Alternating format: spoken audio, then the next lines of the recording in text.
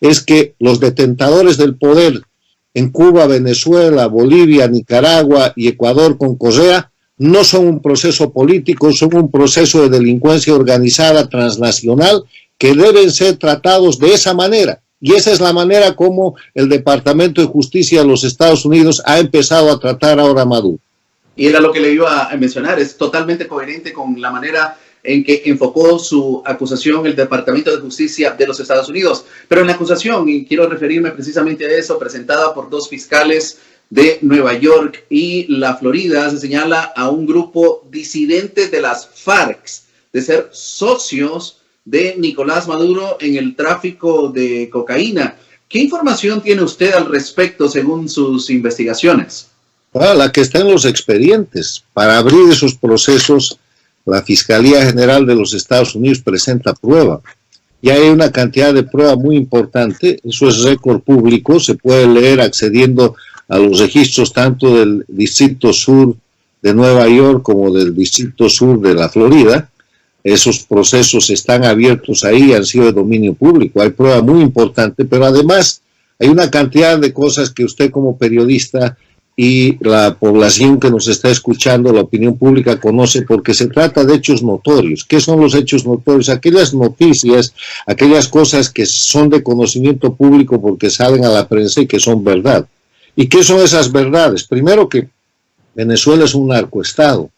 Venezuela desde los tiempos de Chávez y ahora con Maduro ha formado un cartel que se llama el Cartel de los Soles y otras prolongaciones vinculadas con las FARC para llevar adelante un proceso de producción y tráfico de droga, básicamente cocaína. A eso se circunscribe la acusación de la Fiscalía General de los Estados Unidos agregando el tema del terrorismo. Pero eso tiene más, eso tiene la conexión con Cuba, donde realmente está el centro de lo que son estos narcoestados. Cuba es el narcoestado jefe. Eso tiene la relación con Nicaragua y el dictador Ortega Murillo y su grupo, que se ocupan del tráfico de droga y del lavado de dinero. Eso tiene la conexión con la dictadura de Evo Morales, que está documentada en un libro escrito por el investigador Leonardo Cutiño, en un capítulo que se llama El puente de la cocaína. El título del libro es O Espectro, una biografía de Hugo Chávez, donde está documentado que Evo Morales mandaba cocaína desde la zona del trópico de Cochabamba, desde la zona de Chimoré, al aeropuerto y a la terminal presidencial de Venezuela en aviones militares bolivianos.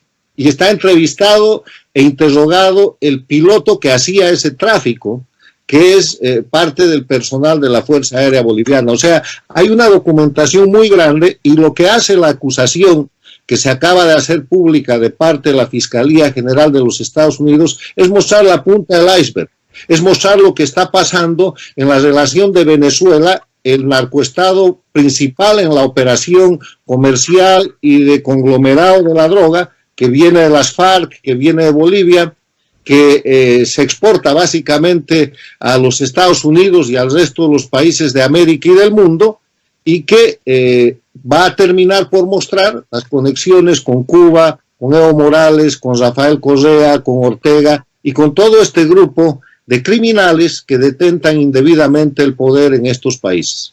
¿Cree usted, doctor, que esto sea solo asunto de tiempo para que este mismo Departamento de Justicia señale directamente a otros estadistas, a otros presidentes de estas narcodictaduras? Tampoco, no. Por favor, no ofenda a los estadistas. Estadista quiere decir hombre de Estado. Presidente quiere decir una persona elegida por la voluntad del pueblo por un periodo determinado con obligación de rendición de cuentas para dirigir un país en el marco del Estado de Derecho. Eso es un presidente. ¿Cree usted que el Departamento de Justicia los va a acusar?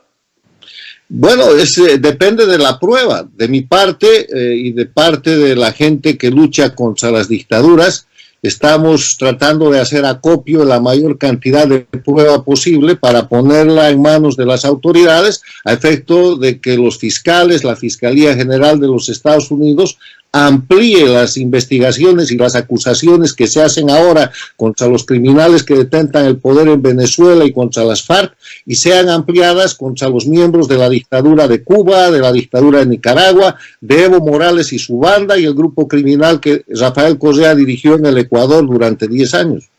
Le doy un dato: está detenido con sentencia federal condenatoria en los Estados Unidos el exdirector de la lucha contra el narcotráfico de Evo Morales de Bolivia, un general de apellido Sanabria, detenido por tráfico de drogas. Entonces tienen mucho más que investigar, tienen mucho más que decir en ese ámbito. Hay que terminar de documentar y probar el puente de la cocaína. Leonardo Coutinho, el periodista laureado de Brasil, es una fuente importante, hay documentación.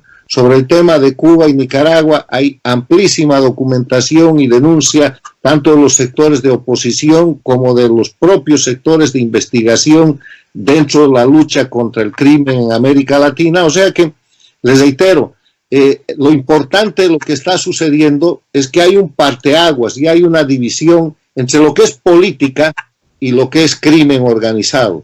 Y las dictaduras de Cuba, Venezuela, Nicaragua, los regímenes de Evo Morales en Bolivia y de Rafael Correa en Ecuador no son política, son delincuencia organizada, y así tienen que ser tratados. La política está en el marco de lo que es la democracia, que tiene que tener el respeto a elementos esenciales que son el respeto a los derechos humanos, la división e independencia de poderes, la vigencia del Estado de Derecho, que no es otra cosa que la vigencia de la ley, elecciones libres y limpias periódicas, la rendición de cuentas, la libertad de prensa, la libre organización. O sea, en democracia, la esencia de la democracia es que se elige a una persona para que cumpla una función por tiempo determinado con obligación de rendición de cuentas en el marco de la ley. Estos criminales que forman parte de las dictaduras hacen absolutamente todo lo contrario, y por eso en estas dictaduras del castrochavismo hay presos políticos, hay asesinatos políticos, hay torturas, hay exilio político y hay persecución política. Doctor, usted lo mencionaba al inicio, pero me gustaría que recalcáramos un poco sobre este tema. El Departamento de Tesoro de Estados Unidos ha aplicado diversas sanciones al gobierno de Nicolás Maduro, como ya se sabe públicamente, a funcionarios y familiares. Cada vez que sucede esto, doctor, pensamos en que la caída de Maduro es pronta, usted lo decía al inicio. Sin embargo, esto hasta hoy no ha sucedido.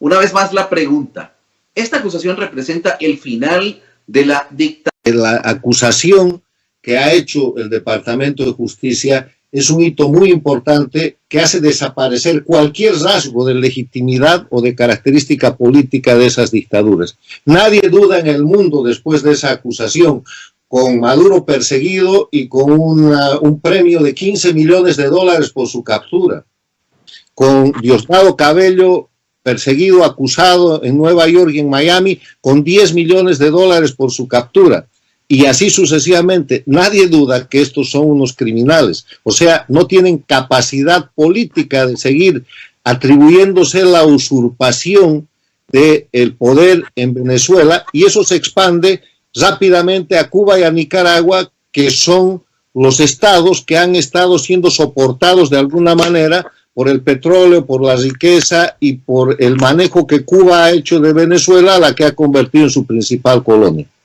No es la caída, pero es un paso importantísimo, y vamos a ver suceder cosas que ya dependen de diferentes factores, pero este es un tema, les reitero, jurídico.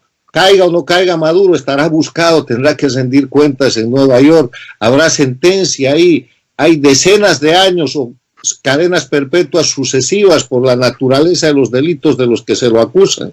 El Chapo Guzmán, un narcotraficante conocido mexicano, ya está en una cárcel de alta seguridad. Ese es el camino que han de recorrer Maduro, Diosdado Cabello, los Castro, los Díaz-Canel, Ortega, Evo Morales, Correa, todos los miembros de esa organización transnacional delictiva que se llama castrochavismo y que ha detentado y detenta indebidamente el poder político en esos países.